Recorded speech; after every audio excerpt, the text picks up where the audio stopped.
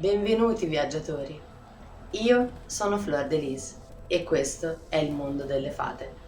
Nel video di oggi realizzeremo questa meravigliosa lanterna del bosco incantato.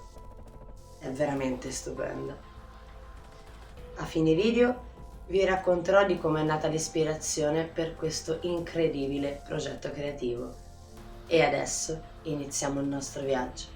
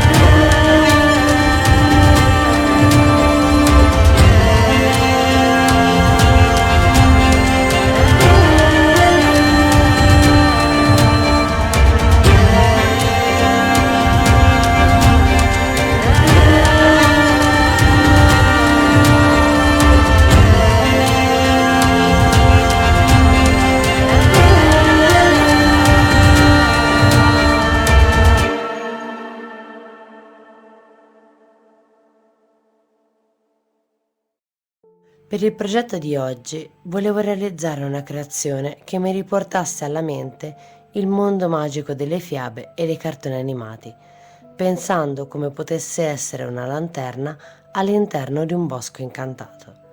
Quindi per realizzarla ho utilizzato 2 barattoli di vetro, uno di marmellata e uno che conteneva una vecchia candela, la corteccia degli alberi recuperata durante una passeggiata nel bosco e degli avanzi di stoffa.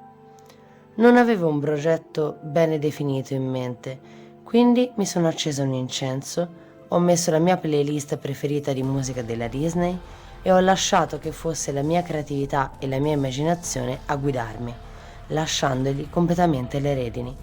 Il risultato finale supera ogni mia aspettativa. Sembra realmente appena uscita da un bosco incantato. Questa è la dimostrazione che anche se pensi di non avere un'idea precisa di come vuoi muoverti per un progetto, la tua mente e la tua immaginazione conoscono già la giusta strada. Spero che questo viaggio nella creatività vi sia piaciuto. Vi aspetto nel prossimo video e se volete continuare a viaggiare insieme a me in questo fantastico mondo, non perdetevi gli altri video e iscrivetevi al canale se non lo avete ancora fatto. E se volete contattarmi per delle informazioni o chiacchierare con me, vi lascio tutti i link in descrizione. Ci vediamo nel prossimo viaggio.